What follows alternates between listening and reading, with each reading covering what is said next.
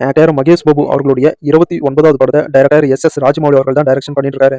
இந்த படத்துல ஹீரோயினா ஆக்டர் பிரியங்கா சோப்ரா நடிச்சிருக்காங்க. வில்லன் கேரக்டர்ல ஆக்டர் பிருத்திவிராஜ் அவர்கள் நடிச்சிருக்காரு.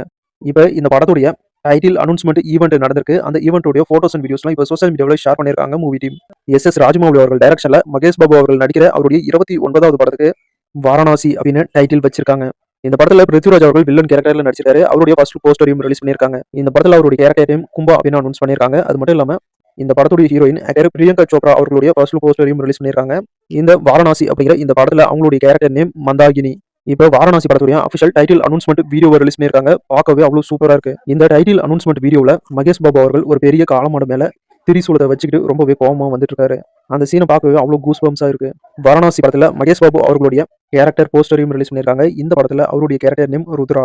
இந்த வாரணாசி படம் ஒரு பேன் இந்தியா மூவியா தான் ரெடி ஆயிட்டு இருக்கு. இந்த படம் 2027ல தான் வரும் அப்படின்னு அனௌன்ஸ் பண்ணியிருக்காங்க. இன்னும் வாரணாசி படத்தை பார்க்க கிட்டத்தட்ட ஒரு வருஷம் நம்ம காத்திருக்கணும்.